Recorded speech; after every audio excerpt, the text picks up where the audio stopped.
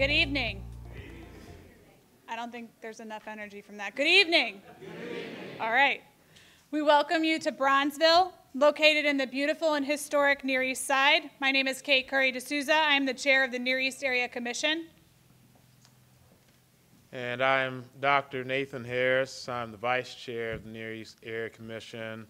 And we're grateful for everyone that's in the room tonight and those who will be watching with us virtually that will join us in this important discussion tonight about zoning. And so we hope that this, I propose to have this conversation here at the Lincoln Theater, here in my district, in District 1. So welcome, welcome. Our current zoning code was not created with the historic Near East Side in mind. So we now have the opportunity to work together and create zoning that works to create opportunities to help resolve our housing crisis and increase residency in neighborhoods which are rich in history, proximity, and opportunity. And this also allows us to dismantle the tools of disenfranchisement and segregation that occurred in our city's history. So we welcome the panel tonight to have the conversation, and we're so glad that many of you have joined us tonight to learn more about how our community and our city representatives can and will work together to create an inclusive zoning which will benefit today's Columbus and the Columbus of tomorrow. So thank you. And now we welcome Council President Shannon Hardin.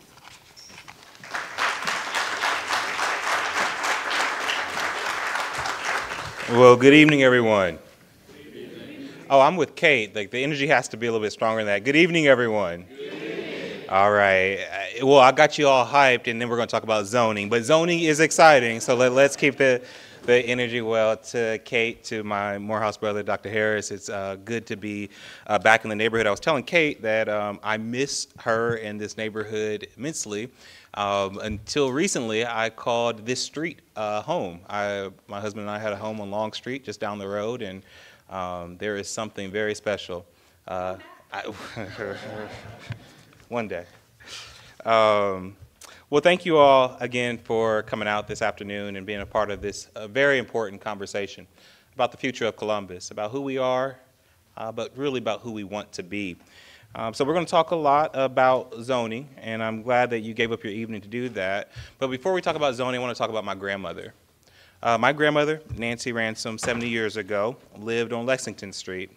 Lexington Street was just a few blocks from here. She lived in a big old brick house that her father, Grandpa Kenny, owned. She had a beautiful lawn, like a park, where all the kids played. Black doctors and lawyers and community leaders had their houses all on Lexington Street or streets around there. But that all changed when the federal government built Interstate 71. The North and South Highway displaced my grandmother along with more than 400 black families on the Near East Side. The construction of the interstate highway system right through our neighborhood is one piece in a larger puzzle of discriminatory policies that structure the racial and class segregation we see in American cities, and certainly right here in Columbus. That made it harder for black and brown families to build wealth and to succeed. One of those critical puzzle pieces, which we are here to talk about this evening, is the zoning code. Now, zoning code can seem boring and unimportant to some. They are a set of rules that don't make anyone build anything. They don't tell you that their church needs to be there or that a pharmacy or a grocery store needs to be there. But they do tell you where and how you can build, how big a lot has to be, how many parking spots you need, how many feet it has to be set back from a sidewalk. But by making sure that neighborhood rules prohibited people from building the types of housing that black people lived in, often apartments, zoning codes were written and enforced purposefully for decades to exclude people who look like me from certain neighborhoods. So our current zoning code was written around the same time my grandmother lived on Lexington in the 1960s. And the truth is, it's a mess. It says in many places that we can't fit more than 4 homes on 1 acre of land. It says that along most of our busiest streets in our city, that we can't build anything higher than 3 stories. It is so complicated that if you can't hire an army of lawyers and have buku money to help you navigate through the system, or make community leaders or area commissions meet every month over and over again, you just can't build. You have to get 4, 5, 6 variances or exceptions for everything that you want to complete. So it's time for a new zoning code. And what we are embarking on with this new zoning code is a bold experiment. What if we took this tool, historically used to exclude some, and instead wrote a zoning code meant to include, meant to reverse historic redlining? What if we had transparent rules of the road on a level playing field so that everybody could benefit from the growth in our city, not just those who figured out how to work a broken system? These are the questions. What if? This is the bold experiment. And the truth is, not too many communities have done this well. So this is an experiment. Today, Columbus is adding only 1 new unit of housing for every 2 jobs that we add.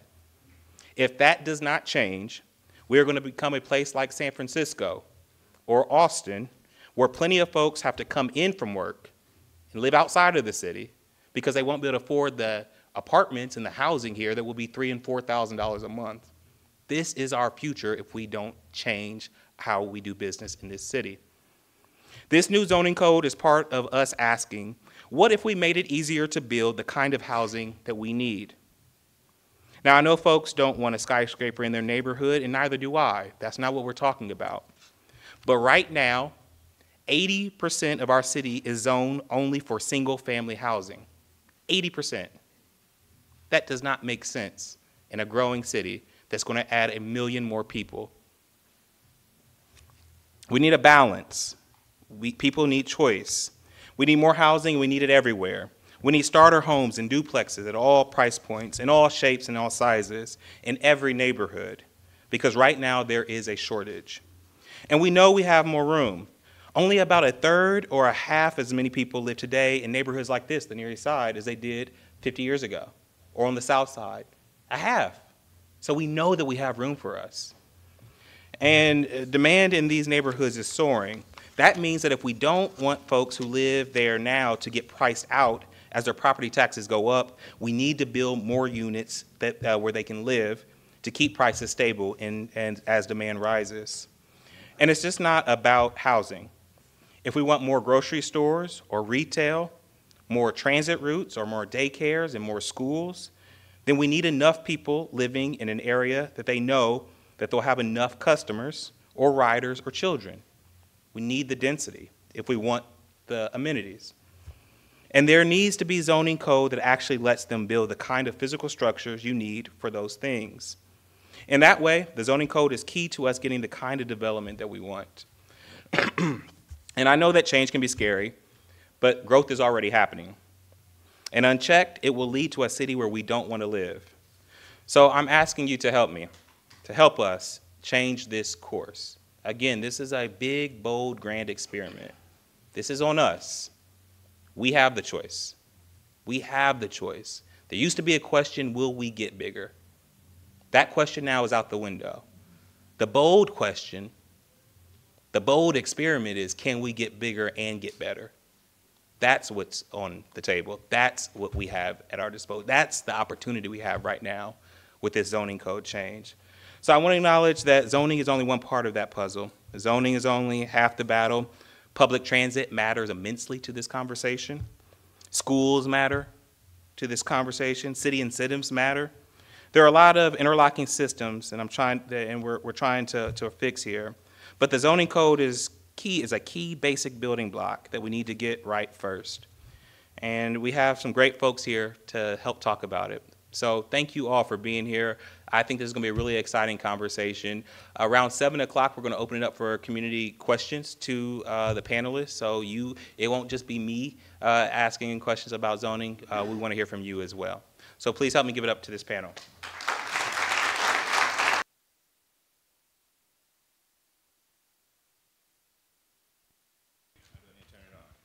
Can you hear me? All right, there we go. Good evening, everyone. Good evening. All right. All right, we're going to start with introduction. So I'm going to ask each person joining us to introduce themselves and talk about the work that they do in development locally. Just a little bit of housekeeping before we get started. Everybody sees these cards that were on their chair. If you look at the bottom, it says go to menti.com, menti.com. If you go to menti.com, this is important because along the way, we'll ask some audience questions that we'll do live polling there. I think their information is also on the screen right now. So if you go to menti.com and then you put in the code, you will enter the live poll that is going on. So I want to start with everybody kind of introducing themselves. I'm going to start with you, Mr. Beatty. Can you talk about the work that you do locally as you do your introduction? Thank you. My name is Otto Beatty III, and I'm from a family that has great connectivity to the Near East Side. My family arrived here in 1937 looking for opportunity. And if my father wouldn't have followed a pretty lady into a flower shop in the mid-60s on Long Street, I would not be here. Or my name might be Tom, not Otto. I'm involved in development in several ways. First, I fashioned myself as an entrepreneur. And as one of the great black entrepreneurs said, you want to be successful in business? Find a need and fill it. There's no greater need right now in our community than housing and development. So I've turned my attention to that field. Specifically, I'm a former area commission from the Northeast Area Commission, another historically African-American area. I've also been in the Development Commission. I currently sit on the Downtown Development Commission, which is certainly the center of our region, and the neighbor to the Near East Side.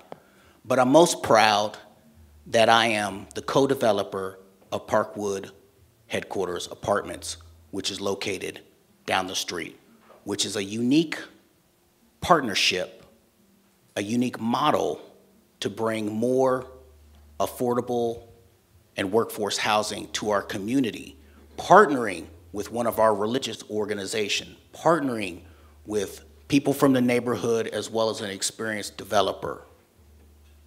Let's give it up for Mr. Otto Beatty III.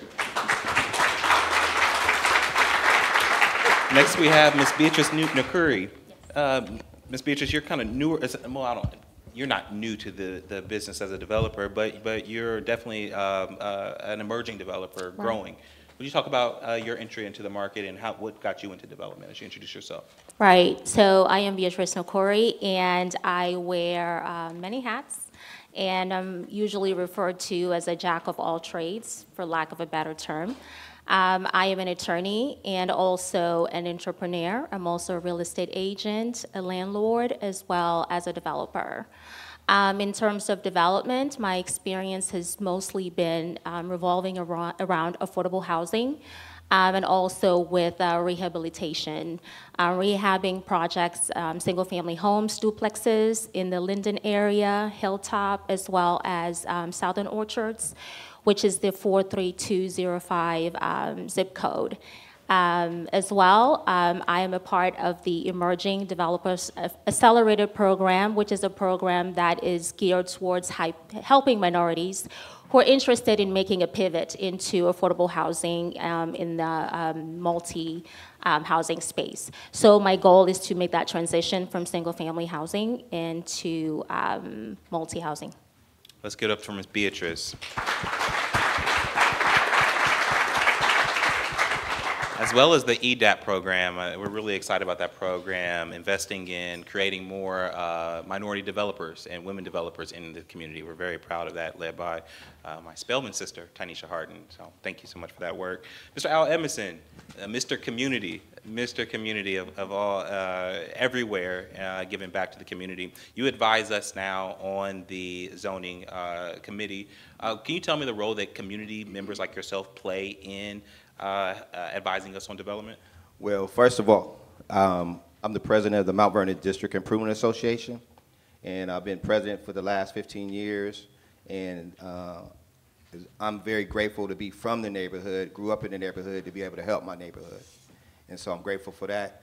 And so as the president, there's the NCR programs that we help small businesses on Mount Vernon and on Long Street, that we help with the businesses, small businesses, making sure they get their, their infrastructure, interior, exterior grants to be able to keep them in business. And a lot of other things I do, but I'm wearing a hat as the president of the Mount Vernon District Association today. Thank you. Let's give it up for Mr. Al Edmondson. And finally, we have Ms. Shannon Pine. Shannon Pine is our Chief Zoning Officer for the City of Columbus. Would you, in your introduction, tell us what that means and how you serve the City of Columbus? Yes, so I am the Chief Zoning Official. I have a staff of 25 including me. We are the regulatory arm of the zoning section. We review plans for compliance with the zoning code. We also have a public hearing section that facilitates council use variances, Board of Zoning Adjustment variances, graphics variances, and rezonings. And we also have a code development section that works on minor code changes and researching historical zoning matters. I've been with the city since 1998. I am a transplant from Pittsburgh, but I went to Capital University, met my husband, spent my whole adult life here.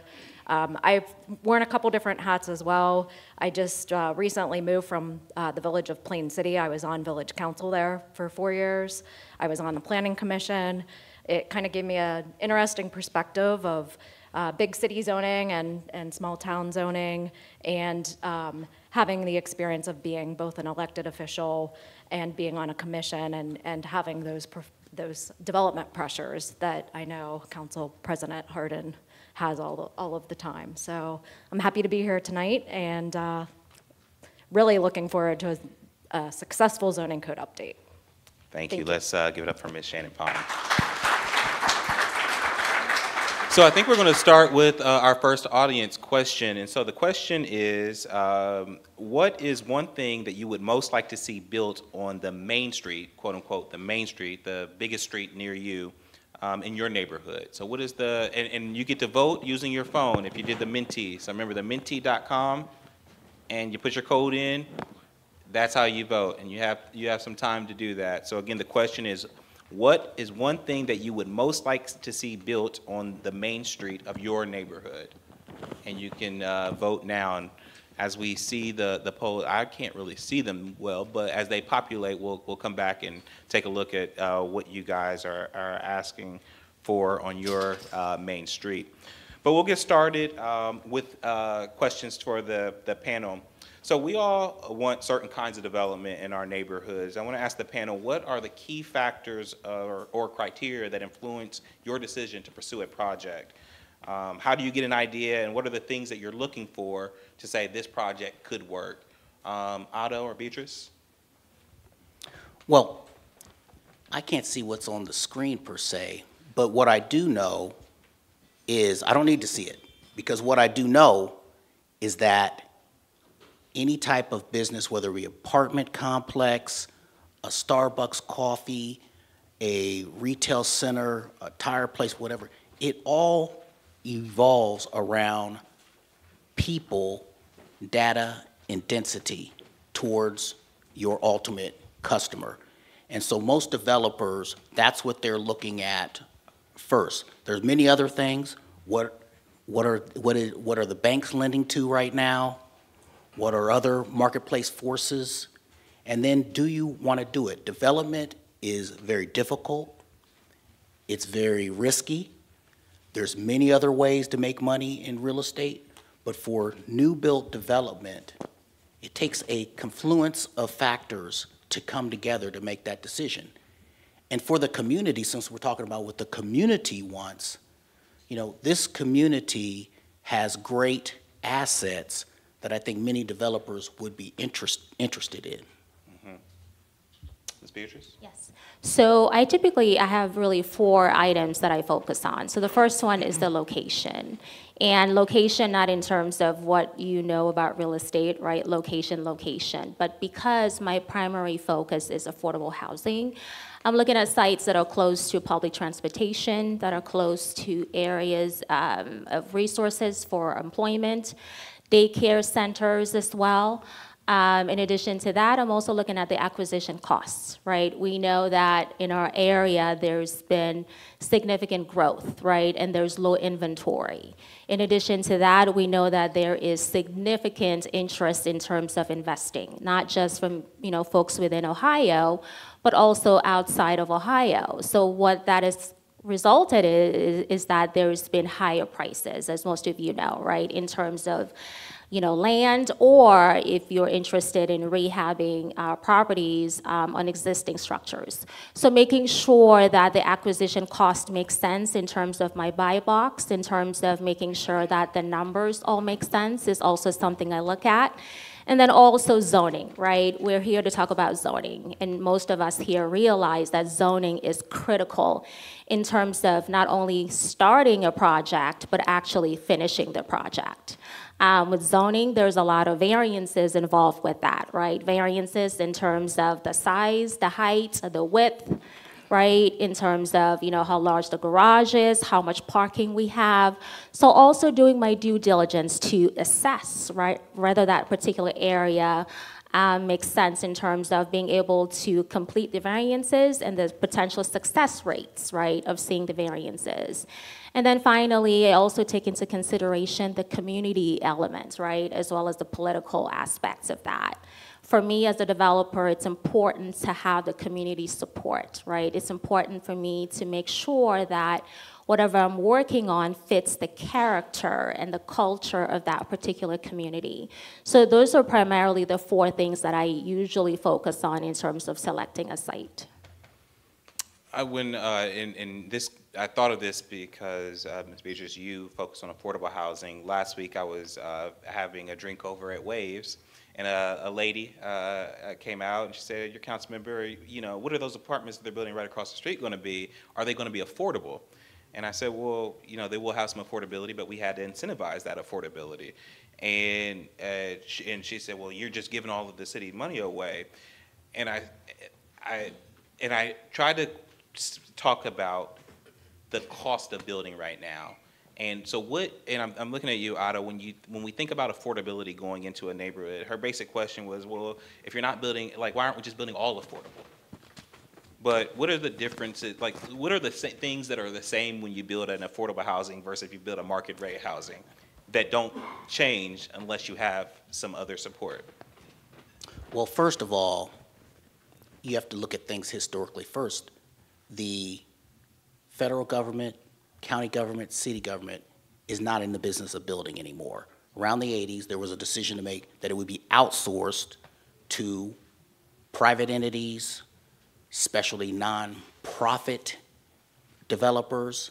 And so it's others that are out there actually doing the execution and the actual building of new development and even substantial rehabilitation. So as Beatrice mentioned, there's a whole analysis of different numbers and data in order to make sure that a project is going to be successful. Now, this issue of affordability, and others describe it as, is it attainable?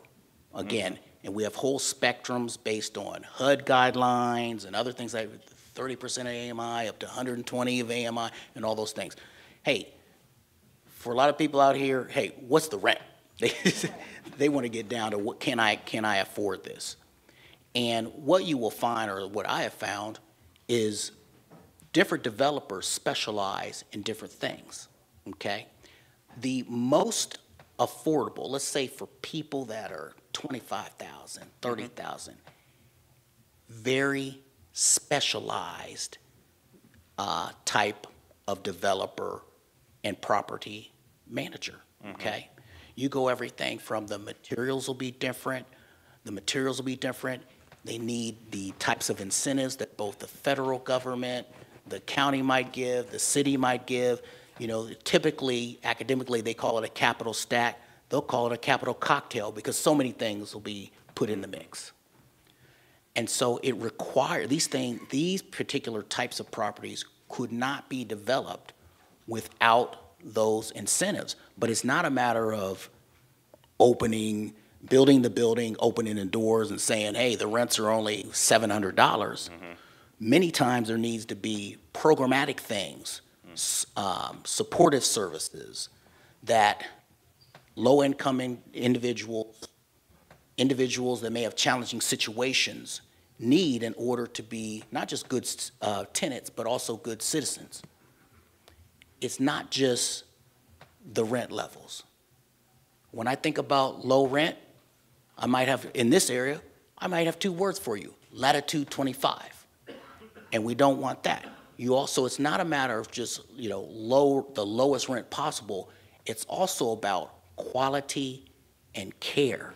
Yeah. Because when you build that building, it's got to be here for now, and it's got to be in the future, it's got to be managed correctly, so it's a safe, viable place for people to live. Thank you, thank you. Shannon, when you think about the challenges of building in Columbus, what are those? And what are the challenges even more so when you want to build in a neighborhood like a developing neighborhood? I'm starting to hear this thing called the Intel tax now coming to Columbus. Right. Well, with this outdated suburban-based zoning code, it's very challenging to do any type of infill development, even on our corridors. We've got height limits, as you had mentioned, 3 stories, 35 feet, same as our single unit subdivisions. We don't have the ability to allow ground floor residential uses in our commercial districts. So almost all of these projects are usually going to need some type of zoning variance or a rezoning. Of course, that adds time, that bogs down the process, city resources that we could be using for long-range planning. We're having to shift gears and basically zone each and every individual site to get a desired development pattern that we're hoping to achieve. And it's just, some developers might just say, you know what, this is just too much. I'm not even gonna try. They will talk to us before to try to get some input to see if we think that city staff can support it, if we think that the area commissions will support it. I mean, we can offer them guidance and provide them examples of other projects that were successful, but each project is different, and you just really don't know how it's gonna end up. You might think it's gonna be very easy, but then there's area commission disapproval or a bunch of neighbors in opposition, so. So what's the average time it takes from the time someone has an idea about a property to the time that the first shovel gets put in the ground? It's probably 4 months minimum, and that's probably a very good project. 4 months, is that your? That'd be magic. That would be, yes, without any hit roadblocks or Well, that's not tabled at an area commission or anything like that. Right, and you know, again, when we talk about the challenges of development, whether you're a black developer or a white developer or whatever, is the time that it takes. So from, you know, inception and, again, running your market studies, getting your feasibility, starting to get design, determining if this doesn't work, starting to get entitlements and everything like that. These are all things, pre-development, that happen before any shovel goes in the ground. Mm-hmm. Sometimes that can be years. That's what I was thinking. You know, for instance, our particular project, and without going into the particular details, was definitely a year to 18 months until we put the first shovel in the ground. Yeah, I should have clarified that I was only talking about the zoning process, not the site plan review, the permits. So. And time equals money. Right. And if the money is there, then that has to be made back somewhere, maybe in rents. Yes, and you can't, the other thing related to that is that's usually money on the back of the sponsor or the developer. You can't borrow money to do a lot of the pre-development things. Mm. And then that also increases the holding costs, right? Because when you're creating that budget in terms of whatever the project you're working on, you have a specific budget in terms of what you've allocated, right, to the soft costs that you mentioned. So if you're projecting, let's say, conservative estimate, right, of a year, right, to go through that whole process, and then it ends up taking you 18 months, well, during that whole time, you're acquiring, interest because you're paying interest on some of the, amounts that you have loaned out. So it adds up. And as you know, with real estate, it's all numbers. If your numbers don't make sense, then you're in trouble. So if you find yourself in a situation where, let's say that, that pre-trial process, the pre-approval process extended, let's say, 8 months longer than what you intended, that's 8 months of additional, right, expenses that you have accrued that you have to find a way, right, with your budget to accommodate. So all of that, is really a huge impact, more so. And I would say a larger impact for smaller developers, right? We've talked about developers, but there are all kinds of developers. You have the large developers who have the resources, right, all the attorneys, and they can handle that. But when you have smaller or local or minority developers, a lot of us don't have the resources to be able to withstand such a hit, right? Which is why it's so critical, and we're looking forward to, some of the zoning changes to really help alleviate those financial and resources burden that we often endure as a result of, those old, out-of-date, zoning rules and regs. Yes, yes. So I came down so I could see what the answers to the first question. So again, the question was, what is one thing that you would most like to see built on your main street? The number one thing that the audience would like to see is restaurants and coffee shops, by a lot. 31 of our respondents. The next was 15 were for housing, and then it drops down to 10 for retail, 6 for daycare and services and entertainment venues, and 4 for professional offices. Does that sound? Is that what you would have expected from the panel? Anybody? I mean, they're coming. So we on Long Street in Mount Vernon, we have coffee houses that are people are looking to invest in coffee houses on the Mount Vernon side. We have it's called Three Bites. It started just recently opened about 6 months ago, and it's got some really good food and pastries and coffee. That's a coffee house. But we're hoping again. We got Zanzibar right here or Long Street Cafe. So we have plenty of walkability in our community for those type of spaces, as far as I know of, and hopefully we get more to come. I love it. I love it. So let's do another audience question. This next question is, what concerns do you have about development happening in your neighborhood? So what are your biggest concerns when we're talking about zoning and development that's specific to your neighborhood?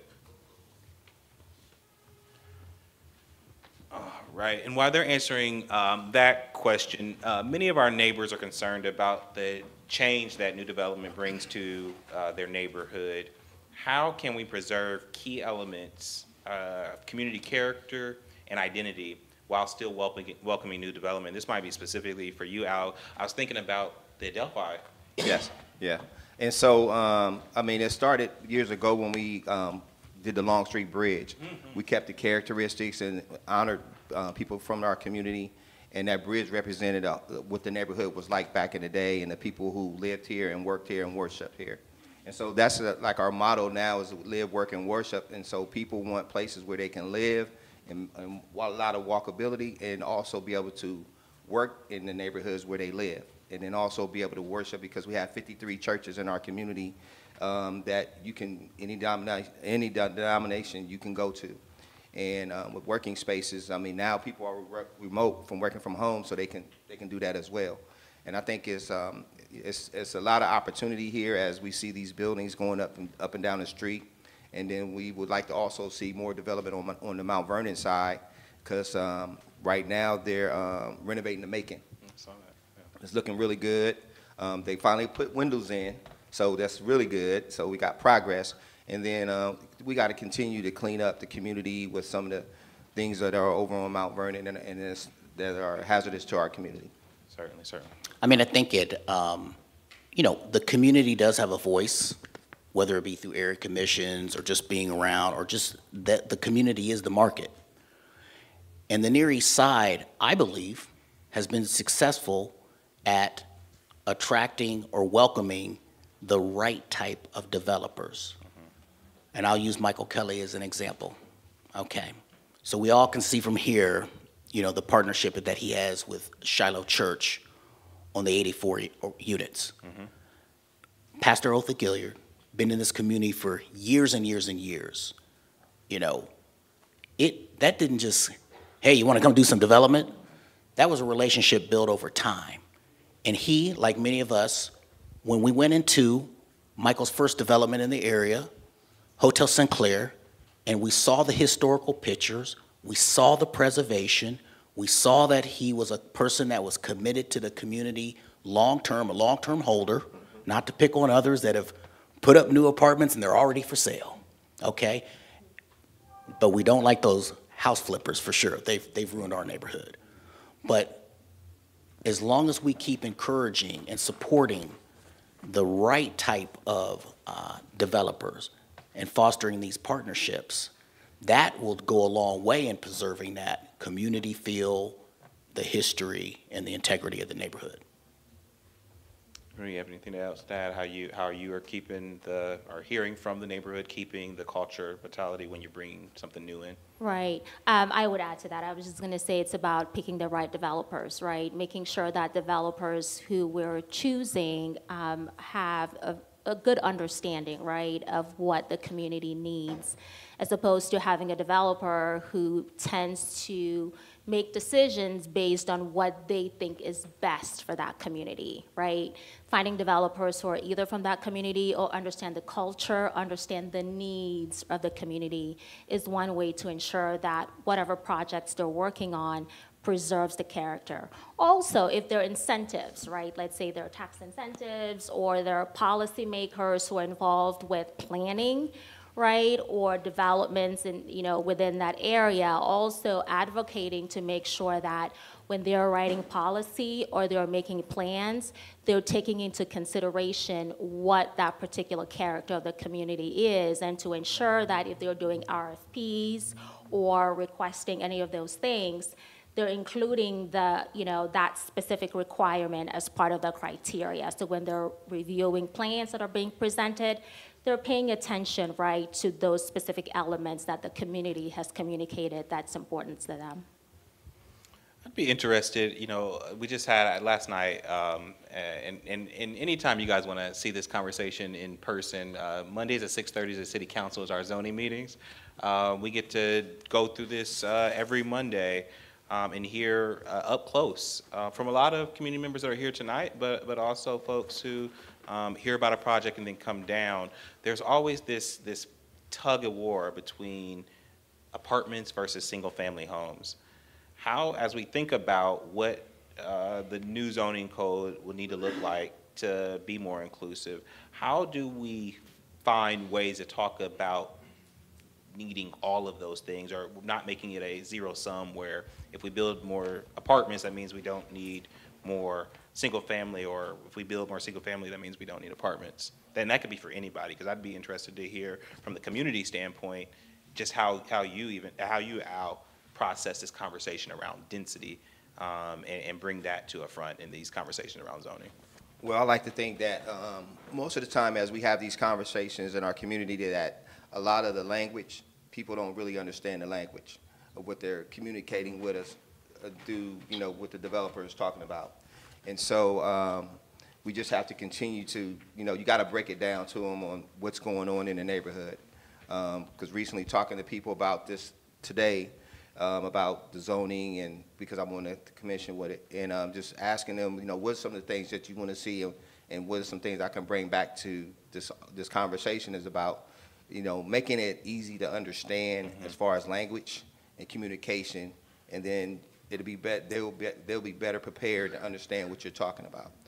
And then secondly, is that they're looking for something else, something good to happen in the neighborhood. As the neighborhood continues to grow, we want to see more development. We want to see more people back in the streets like it used to be back in the day. And so we want to continue to support any type of development in our community currently coming up right now, to making sure that more people are back in the neighborhood, more people are worshiping in the neighborhood, and more people are opening up more small businesses in the neighborhood. I can go to anybody. Just this conversation around density is just. Yeah, I would just say a lot of the general public doesn't understand that, oh, well, there's no grocery store in my neighborhood. I would really love to have a grocery store that I could walk to. And a lot of the marketing that goes into deciding where these stores are going to go depends on how many people are there that are going to support that business. So in order to have some of the amenities that you want in your neighborhood, you do need to increase the density and increase the number of people that are there to support it. And I'd say that that also occurs with some of the public amenities, public parks. When we do a zoning application, we get money for parkland dedication. So there are some good things that come from high density. It's not just a bad thing. And this neighborhood was downzoned in 1973, the Model Cities Act. And it's very frustrating for someone like me because we're constantly doing these rezonings and variances for parcels that used to allow multi-unit residential development, and Long Street was downzoned to a residential district, and we're having to go through this cumbersome variance process to get a business back that would help the community. So that's kind of my thoughts right now. Yeah, and I just believe that in order for us to be more successful, for it to become more dense, for the area to be thriving people from different income levels, different racial backgrounds, we need more housing types. And that's one of the big things that I believe that the zoning code will accomplish. For instance, coming out of the last census, 64% of households are either one person or two people. And in those two-person households, 70% sleep in the same bed. So the 4-bedroom house, the 5-bedroom house, the single-family lot only, we need all the different uses. We need the auxiliary dwelling units. We maybe even need to go back to rooming houses, small houses, tiny houses, all kinds of things. People, you talked about some of these newer developments, Parkwood headquarters. You talk about Aaron McDaniel's development on Woodland. They're all 1-bedrooms, and people are like, well, why'd you do all 1-bedrooms? Well, when you hear 64% of the people, 64% of the households are 1- and 2-person households, with the 1-person household, that is growing. There was a recent New York Times article that the fastest group of 1-person households is 45 and older. Yeah. So that's the way that the market's headed. That's the way modern living. We've seen all these other things, work from home, gig economy, all these other changes. The way people live, the type of housing that they want to live in is very different now. And we need to keep up with that. That just reminded me, we did the Insight 2050 study a couple years ago, and it spoke about the growth that we're going to have. 60% of the growth that we're going to have, the type of the age groups, are 2 age groups, seniors and young adults. And both of those groups want the same thing, which are downsized, smaller areas, walkable communities where they can go downstairs, have the coffee shop, but maybe not need the big lawn, maybe not need some of those other things. And it's so interesting, we talk about this neighborhood in particular. You know, the city council is embarking on a pilot program with the accessory dwelling units, having another partial on your lot. Like that is, we're piloting something that Shannon's just talking about on Long Street. Everybody used to have a carriage house. But now we have rewinded our history where that now is novel, and that we have to pilot something that our ancestors used to have because, and as we think about affordability and the new family, you know, we want grandma to not have to go to That's right. a community center. She could be in the carriage house, or you know, those are the things when we talk about density. Sometimes when we hear density, we think, again, 10-story building in my neighborhood. It's not always that. It can mean different things to different neighborhoods. And so I just think that's really, we got to figure out how to bring this conversation around density back to some reality and normalcy. So what are things in the, do we get the questions up or the answers? Yeah, so the primary concern, rising housing costs is number one, followed by displacement of longtime residents, and then not enough development occurring in the neighborhood. And those are the top concerns.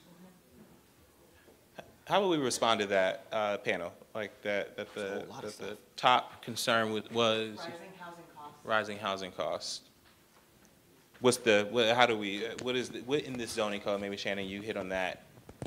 Right. How can we have that conversation as we think about this new zoning code? Right. I think with starting on the corridors, as we plan to with the zoning code update, allowing those mixture of uses along the corridors, allowing a higher building height, and allowing ground floor residential or you know, apartment buildings on these corridors, it's going to allow a different array of types of units that will be developed on these corridors. And I think that could help with some of the affordability that we have. Any thoughts on the displacement concern and new development, zoning, displacement? How do we think about that, Beatrice? So I think, one, really great opportunity that we have, in our region is we have the Affordable Housing Trust, right? That really is there to help alleviate some of those concerns in terms of the cost.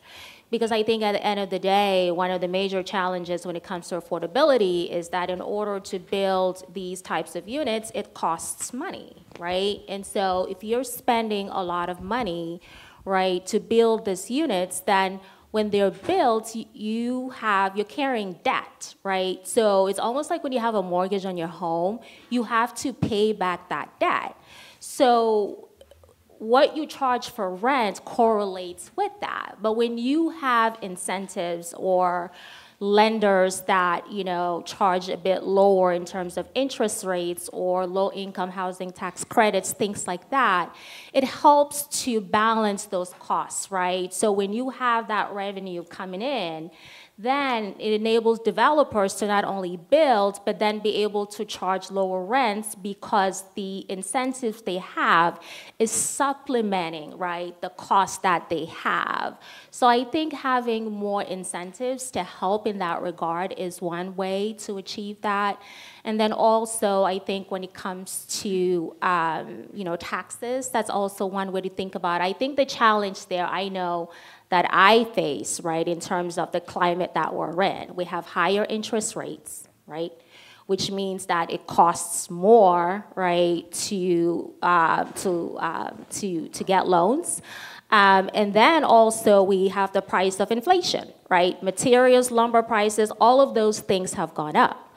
So the challenge there is how do you create a product, right, with all of these rising costs and be able to defray the costs associated with maintaining that particular project and still charge lower rent. And I think, that's where we really need to think about is to say, what resources or what can we do to help developers be able to achieve that? I think that's a conundrum. But I do know for me, I am fortunate to have the Affordable Housing Trust because they're able to provide financing, right, to developers, or for us an emerging developers program at a lower rate. So that means that because the interest rate is lower, right, it's easier to make those numbers work in terms of when you're putting a project together. It's a tough issue. And I mean, I got to shout out you, the Columbus voters. Twice now you have approved bond dollars. Several years ago, $50 million, and just this last year, $200 million to go towards affordable housing. And what is happening now that we have the interest rates rising, now that we have inflation, they have started projects at one cost and get to a point and realize there is now a new gap, a gap in what it takes to actually get the project done.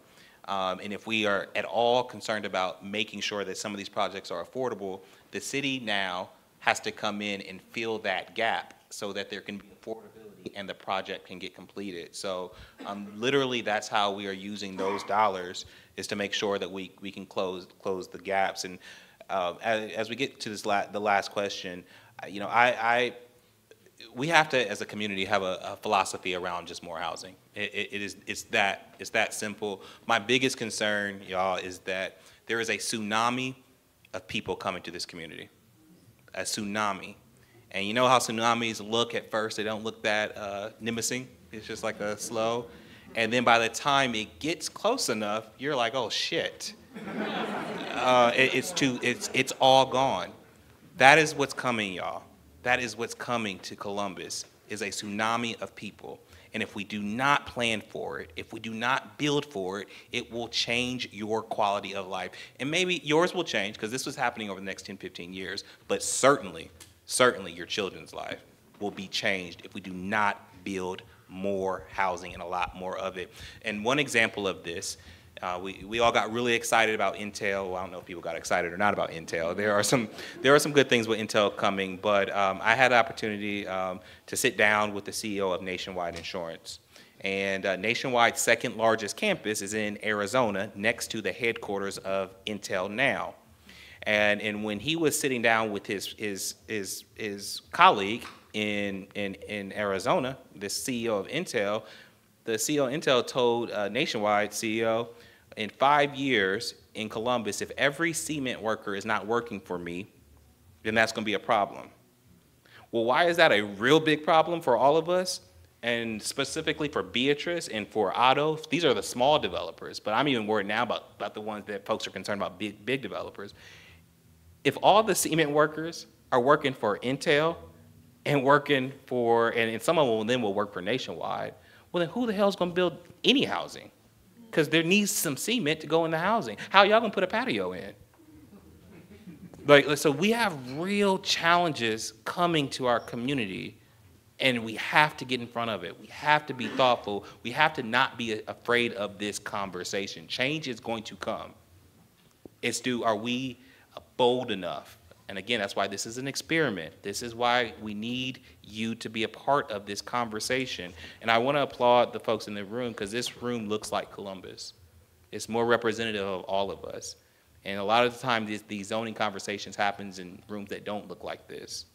But you guys are here. And so as we close out, and we are really, as we transition into their questions, to our audience, our community's questions, I would like to hear from you guys. Is there any project as a good example of like, this is what good development looks like?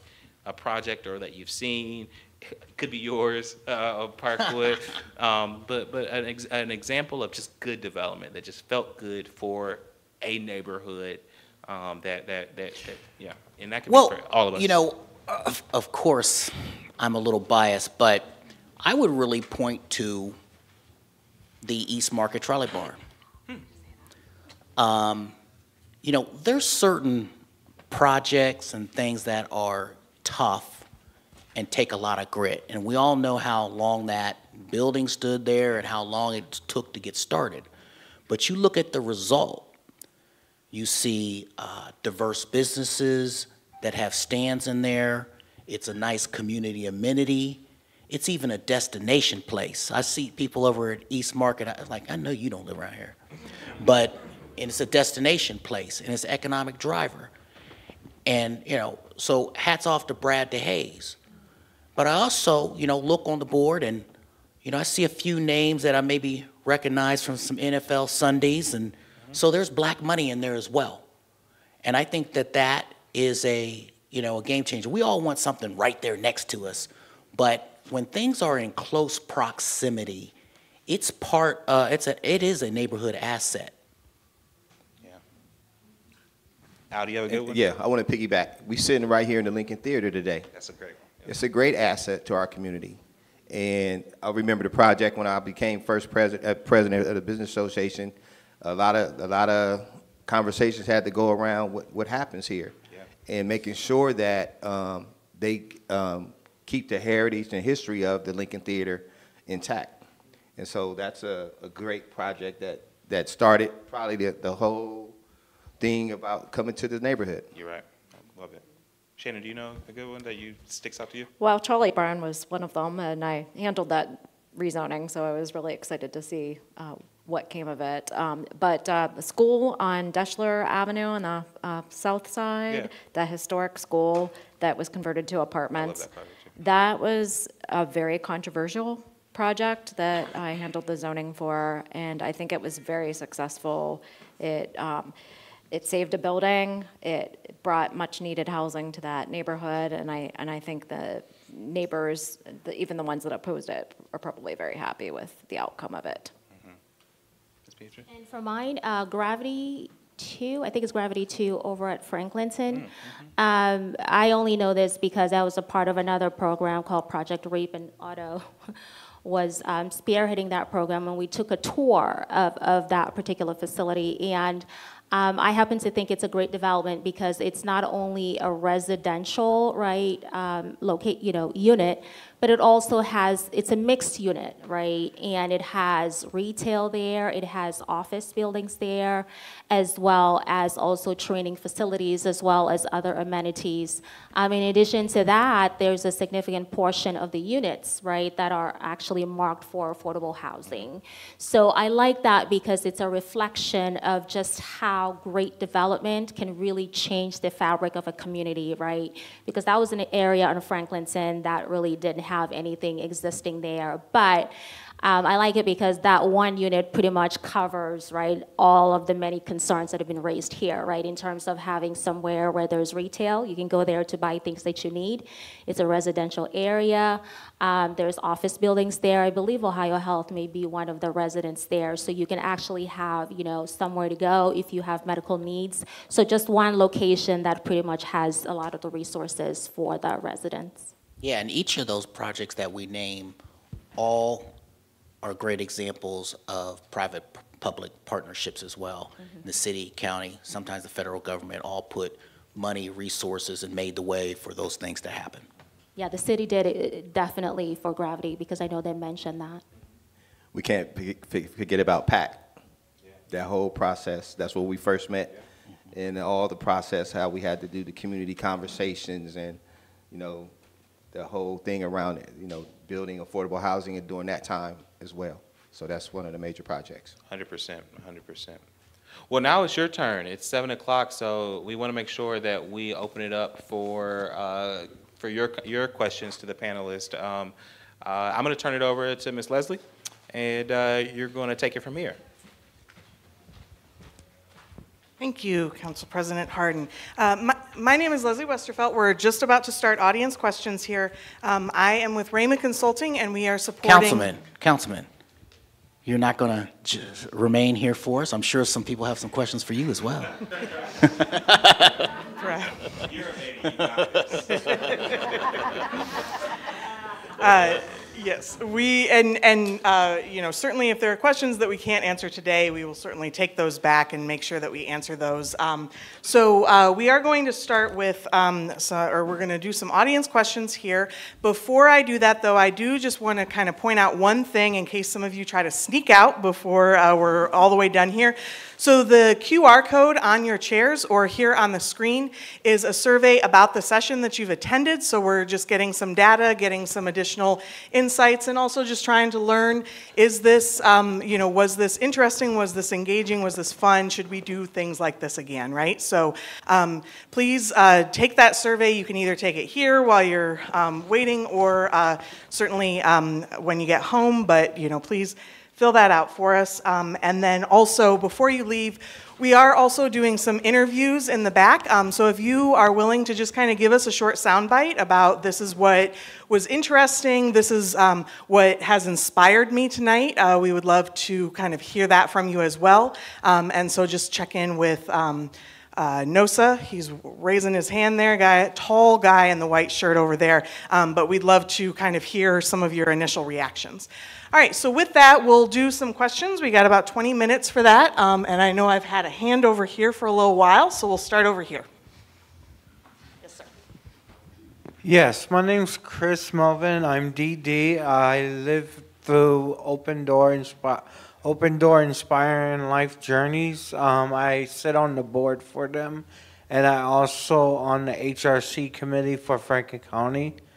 I wanted to point out some stuff y'all talking about building the community better, but us as DD people struggle day to day with our bills and rent subsidies, and we need more resources for it. And there's a lot of discouraged from the community about it, and that's why I came here, just to give a little intel of my life. I suffered a brain injury 2009. I had a surgery, open head, awake. I had a cut in my head. I broke my bicep, that 220 staples in my arm, and a rod and plates. But I'm here today to live and tell a story, but I just wish some of you could gather some information about the DD community and also put that in the tell with your story, if you could. Thank you.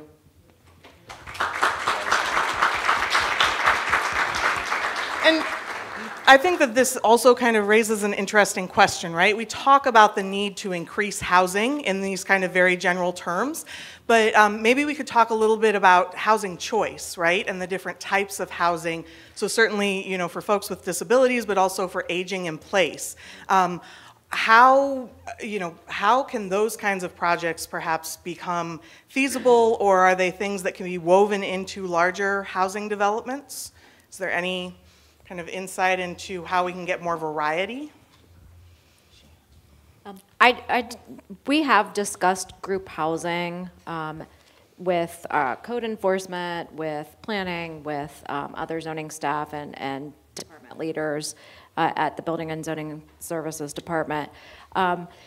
We've had a couple ideas. I'm hoping that we can make some substantive changes with the zoning code update. We have limits on the number of residents that could be in a residential care facility or a shared living facility. And we had talked about, well, maybe with the code update, we can up those numbers so that more people could share a household together and not have to go through a cumbersome variance process. So that's just one idea that I think has been discussed. Great. Yeah, great. All right, come on over here. Sir, if you wouldn't mind standing as well. Hi, everyone. My name is Michael Ogunji, and I live outside of 270 in New Albany, Ohio. So we're just a suburb from Columbus. I just have a really specific question about like the city interstate system and the transit system. When will the city of Columbus consider accepting funds from, I believe, the Federal Highway Administration to tear down 670 and possibly 71 and do some infill? And also, when will the city ever consider thinking about building a rapid transit system? Because I know cities like Houston has theirs, Phoenix, I believe, Tulsa also has their own transit system, and I just think the ball needs to get rolling because things will get much, much worse if we don't do anything about it now. Thank you.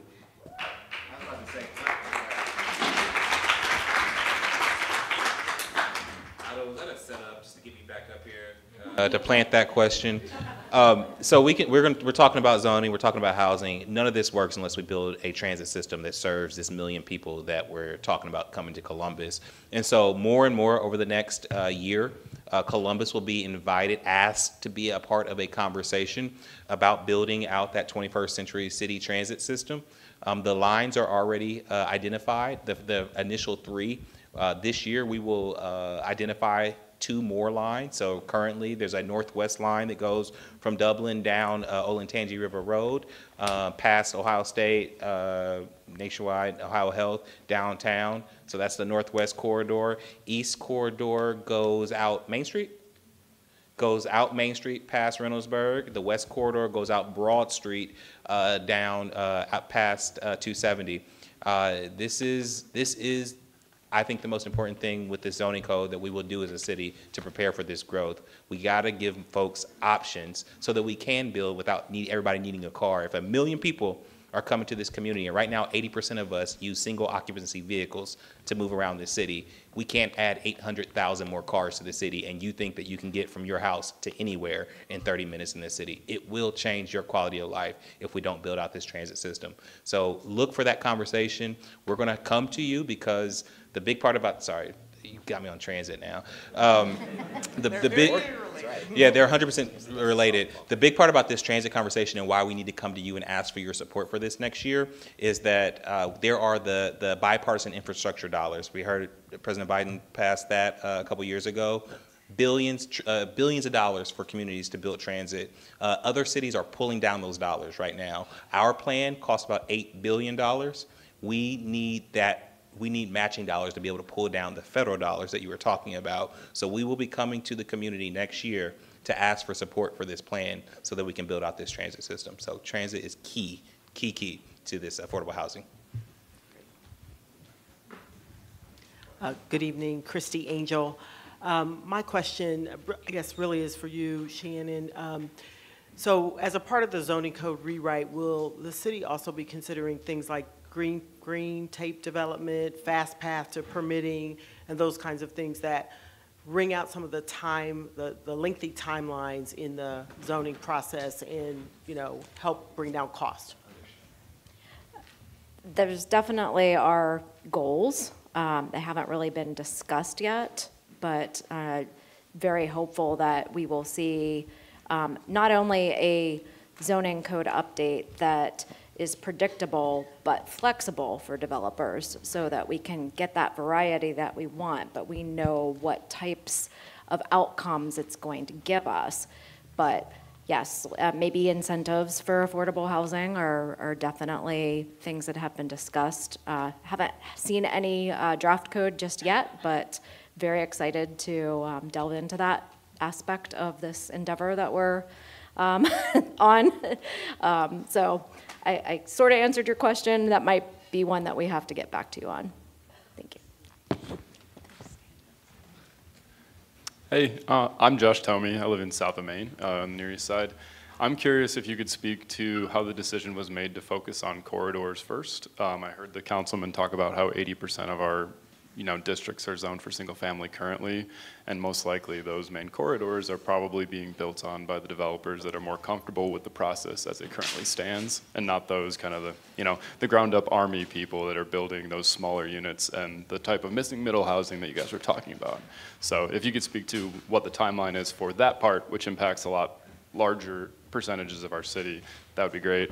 And then my other question is if you guys have considered expanding the usage of the residential zoning code to larger than 3 units. I know that rewrite has been included in a lot of other cities, and it's a way to keep housing costs lower because it does things like not require sprinklers for smaller buildings up to like 8 units instead of just 3. So if that consideration has been made. Thank you. My name's Kevin Wheeler. I'm sorry for crashing the party here. I'm the project manager for Zone In, and those questions are just technical enough that we thought it might be helpful if I respond to them. So, the first question is why are we starting with corridors and why aren't we going deeper? And I think the city has somewhere in the neighborhood of 400,000 parcels, 220 square miles. Our code is really complex. It's a really big city. So there's a degree to which this is a function of just the complexity and the scale of this project. We can't do everything at once. It's really difficult work. What we have determined is that starting with our corridors, these are the best places to encourage better transit, build the kind of density that supports neighborhood business, and introduce housing options into our neighborhood in a relatively efficient way. As we complete this first phase, we will be going into the neighborhoods and looking at those as well. We've also gotten a lot of folks who've asked us about, these questions of, will you consider allowing doubles and triples and more units within single-family neighborhoods? I think that's part of the conversation that we want to have. We're not quite ready for that. Understand that as a city, we haven't had the benefit of this dialogue really ever. I've been a city planner here for my whole career. This is an exciting time, and I'm so thrilled that we're doing this. But not everyone is where we're at yet. And so part of our objective here is to have this conversation, do this work in a way that builds on the strength of our corridors. We're at two places here, Mount Vernon and Long Street, that have in the past been super vital corridors, and through the work of people like Al Edmondson, they're becoming that again. But we know that these corridors represent our greatest potential in the short term, but we're not going to stop there. So I'm going to go sit down because I don't want to detract, but that, again, was just a question that we wanted to address. Thank you. She told me I had to stand up. I'm Jonathan Moody. To pick up on the transit conversation, which the lovely Midwest we live in, can you guys maybe talk, maybe this is a two-parter and Kevin might have to answer part of this. Can you guys talk a little bit about parking and how everybody loves to drive their cars and every apartment unit requires, or every house requires a certain number of parking spaces and the impact on development? And then you said phase one. What's maybe the timing on phase one?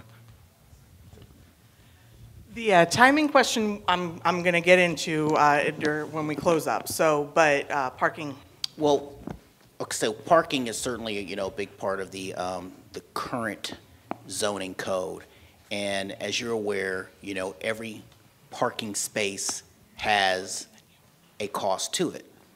And if you want to go outside of that, then we're back at what everyone was talking about, a variance. So, for instance, at Parkwood headquarters, we did not have enough parking spaces for every single unit. So we had to go through a variance process. We had to have a parking study done. Cost. But again, we're all one bedrooms. Not everyone had a car. Some people were choosing our apartments because we're right on the bus line. We got a big empty parking lot at East High, right across the street, okay? But I'll say this. Many cities, such as Nashville and others, have eliminated parking requirements. That doesn't mean that everybody's going to go and build a building that doesn't have parking. For instance, I sit on the Downtown Development Commission. The downtown overlay does not require parking. And we have, out of the new developments that are being built, some have parking, some don't. Some have parking inside. Some are partnering with other buildings for parking. So, what comes, people understand where the marketplace is, and they will, just because it's eliminated from the code doesn't mean that it's going to be this drastic shift immediately. Developers and others will build towards the market and what their customers want, just like any other type of business. I will say, though, to your point, parking is a huge element when it comes to development, right? Because, as Otto mentioned, a lot of projects, when they're being reviewed by commissions, right, there are questions regarding parking. In addition to that, that's also a huge concern for community members, right? Because they're concerned that if you're going to build a brand new structure beside, their home, they don't want anybody parking right in front of their street or whatnot. So to your point, we make jokes to say, a lot of great projects really die because of parking issues. Just because sometimes, you have great ideas, but they just cannot move forward based on the site, right? You can't make up spaces, right? Sometimes you only have a limited area and you have to do the best you can. But if you're not able to obtain that variance in terms of that parking requirement, you can't move forward with the project. So to your point, it is a huge area of concern when it comes to development, especially in our area. And I'm happy to know that that is, something that is, under consideration in terms of the zoning. Oh, sure. Hi, I'm Mindy Justice. I wear a few hats today. I'm representing Neighbors for More Neighbors Columbus, which is an abundant housing advocacy group for Greater Columbus. I wanted to talk and ask and see from a process perspective. We hear the term character used to help define what is the good fit for the neighborhood in these commission meetings, and I'm wondering if when we say something fits a neighborhood, frankly, that feels highly subjective. It fits today. Did it fit even what we just did in the 70s or the 60s like we used to do? So my question is there a definition around character that can let commission members speak in kind of a more objective way? Or do you think it's helpful or hurtful to the process?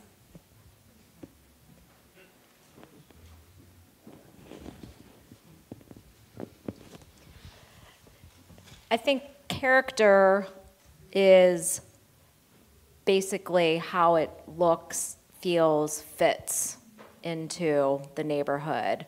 And it is subjective because it's going to mean different things to different people. And right now, the process is very subjective when we're doing basically contract zoning on individual parcels that are getting variances, because we're looking at, okay, well, here's what the design standards say today in this planning document, but there's nothing codified to achieve what we're trying to show with design standards. The overlays were created to try to fill that void of the zoning code.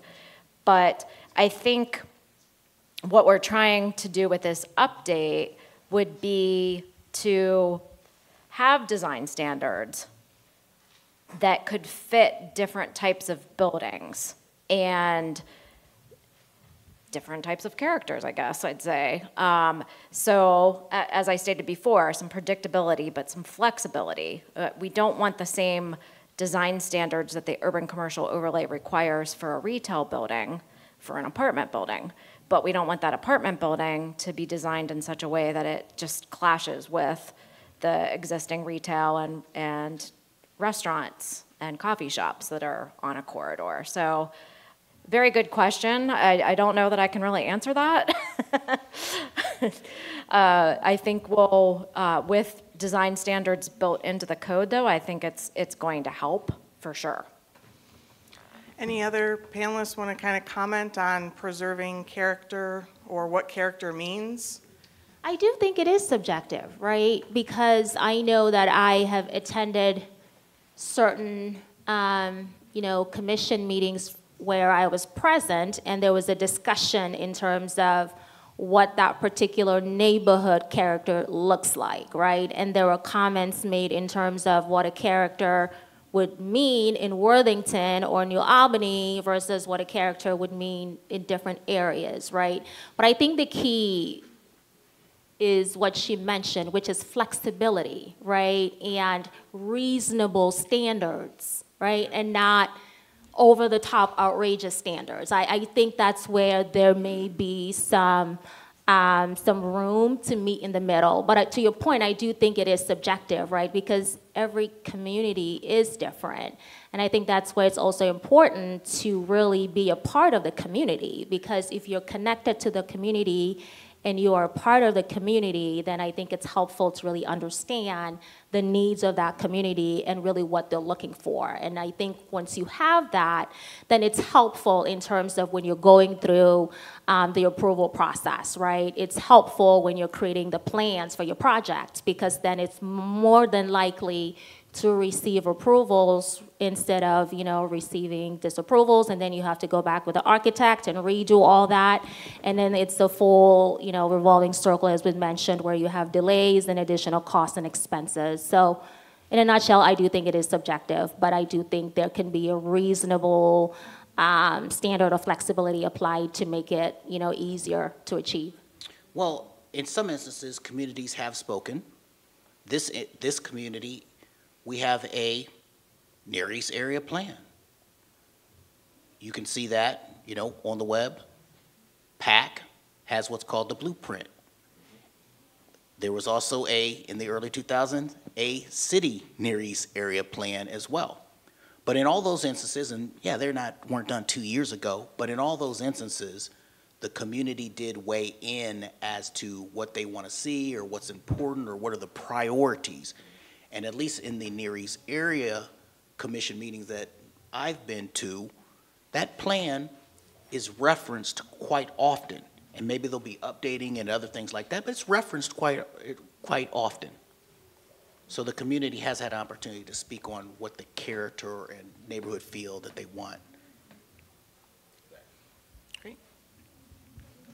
Good evening. My name is Elena Biffle. I am a local resident. I literally stay right down the street, but I'm also a micro developer here in the city of Columbus. So I have just two questions I think might help for clarification. If you all could define when you're saying affordability, what does that mean? So when I'm having conversations, I say, if someone makes $18 an hour, they will be able to not pay more than 30% of their rent. So if you all could just kind of give the audience kind of an idea when you're saying affordability, what does that mean? And the second question would kind of be around, someone mentioned ADUs or accessory dwelling units, carriage houses, things like that. We've heard a lot about tiny homes and tiny houses, kind of like in the media and around. So is there any interest in or conversation about bringing more of those to Columbus? Because from what I understood when I first moved back here is we couldn't have them. So if you all would speak to one of those two things. Thank you. So I could start. In terms of affordability, I am typically referencing the HUD guidelines. HUD has specific, has a specific guide in terms of, different brackets of income, right? If you make this, if you're in a certain bracket, then this is the specific amount, right, that should be charged for rent. So that's what I am referencing, and that's what I use as a guide, because a lot of the residents I have use different forms of subsidies. So that's what I'm using. And then in terms of the ADUs, indwelling units, I know that I know a lot of other investors, to your point, who are really interested in being able to create and develop projects that include that, but I do think that there are certain zoning requirements that do make that a bit challenging, I think. So I think that we would have to have changes with the zoning codes and rules. And we know that something like that is very viable. The least affordable area in the country, California, they passed statewide adoption of ADU, and they're doing all kinds of things out there. In my personal experience, my sister and her husband were gracious enough to convert their garage into a ADU for my mother, and then build a new garage. Again, that's our long-term care and family plan for our mother, and they're in Gahanna. And yes, they had a process to go through, probably a little quicker because it's a smaller community, but a process to go through. You can only have this many kitchens on the same lot and all those type of things or whatever. But these are viable things that I hope that the city is moving towards. And as you said, there's going to be another pilot program. And I guess I was speaking to the city, and I guess the city people are here. Again, I have great confidence in our mayor. I have great confidence in President Hardin. I have great confidence in all the wonderful staff people. The most important thing here is speed to market, okay? And speed to market, and when you touted me out for some other speech, I talked about a pandemic-type response. This is a crisis, and we need that speed to market, and maybe a little less pilots and studies and meetings and everything like that, and get some of this going. The gentleman that spoke earlier, about the corridors, I certainly do understand that, but I hope that that's a short program, because you have, we talk about the barriers that small developers have. One of the barriers is finding sites. And the small developers, we operate off the main corridors. We take over that one last house that's dilapidated on there, or that side lot that a family owns, they don't know what to do with it or whatever, and we partner with them to make it productive. And so moving past that and getting to some of these changes that will allow, the new entrants and the emerging entrants to the marketplace to get started is going to be extremely important. Hi, I'm Betty Janes, and I am with the Hilltop Rise Economic CDC. I'm board chair, and first off, I applaud the project because we have a lot of infill sites on the Hilltop. Would welcome you all to come out and see some of them, and would love to see some multiplexes, fourplexes, doubles, and so forth. So I preface my next statement with that, and that I applaud it. I know it's needed, but my concern is, are we creating a frictionless system that the area commissions and the community will not have an opportunity to weigh in? And I'm asking that question because even under today's zoning code, 2 recent projects on the Hilltop were approved without any community input. And I could talk that with Kevin or Sharon offline later, but that was my concern is, will area commissions still be able to weigh in? Will the community still have some opportunity to weigh in on some projects? I can answer that. If a rezoning or a variance is necessary after the zoning code's update is done, yes, the area commission process will still be in place as far as I know.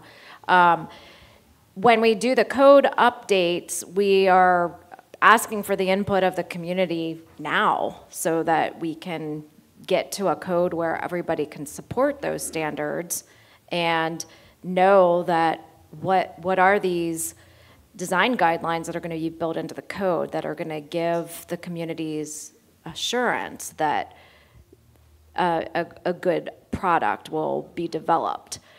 So I've been to several area commission meetings to give a status update on the code update, and we just, the voices of the area commissions are very important. We want to make sure that you're giving your input now as we draft this code so that when the code changes are in effect, you're not going to be seeing as many of these projects that you see now, but the majority of these projects are all supported. So it goes back to resources and time. Does the area commission want to take most of their time to look at 20 garage height variances, or is there other things that you can do in your community to help make it a better community? Great. All right, last question. My name is Jason Henry, resident of Victorian Village.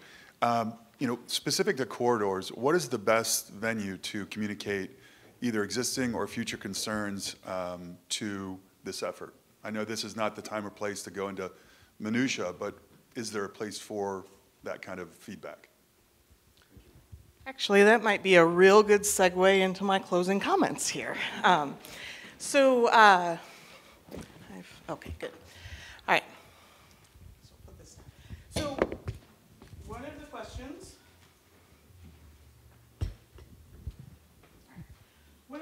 was about our timeline.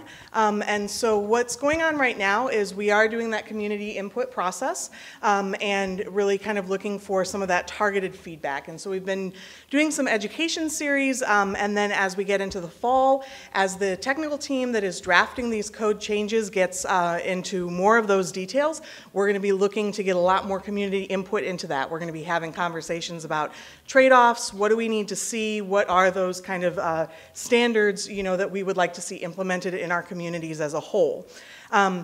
In spring is when we will be presenting those proposed code changes for the priority corridors. And there is a map in the back that shows you those blue lines are those areas that are under analysis and review right now. So in the spring, we will be presenting that for public comment. Then in late spring, summer, then we will be putting that in front of council for consideration and adoption of the code changes as well as the mapping. And then following that is when we're going to go into those residential areas. And so going beyond those corridors and looking into those neighborhoods and other areas that are not on those kind of main drags. So that is our timeline.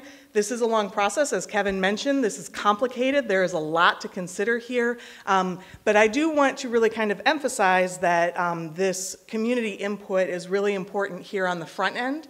And so for the rest of this year, that is that opportunity to really engage with us around that. How can you do that, you might ask? Well, there are several different ways. One of them is by joining our mailing list, which if you registered for tickets here, you have already done that. But if we don't have your email address, please give it to us, and then you can get updates direct to your inbox about fun events like these. Also, some of you might have questions that we didn't get a chance to answer today. You are totally free to email those questions to us at any point in time, or if there's anything that you're kicking around later that you want to get some more input on. So we have an email address, zoningupdate@columbus.gov.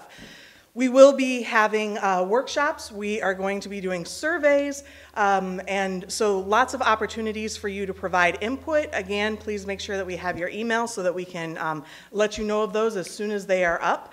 Also, one of the things that we're hoping is that you will talk to your friends and neighbors about this, right? I hope that, you know, for those of you maybe less familiar with zoning, when you came here, now kind of have an appreciation for all of the tentacles that zoning has and all of the different areas of our lives that it impacts. And so, you know, please talk to your friends, neighbors. Are you aware of the zoning code update? What do you think? What do you want your community to look like? What do you think that we should do to prepare for the growth? How can we all contribute to the experiment that President Hardin was talking about? My team with Rama Consulting, we are here supporting the city and the consulting team that is doing this code update. Our job is to make sure that your voices are front and center in that decision-making process. And so please, you know, interact with us, talk to people, and let us know what you think and what you're hearing. We want to hear it all. And so those are different opportunities that you can use to kind of engage with that. Like I said, the big meat of this is really going to be happening now through the end of the year. Okay, so with that, we are at 7:30. I want to be respectful of your time. I really appreciate all of you coming. Thank you so much to our panelists, Beatrice Nukuri, Shannon Pine, Otto Beatty III, and Al Edmondson for giving up their evenings and talking to us as well.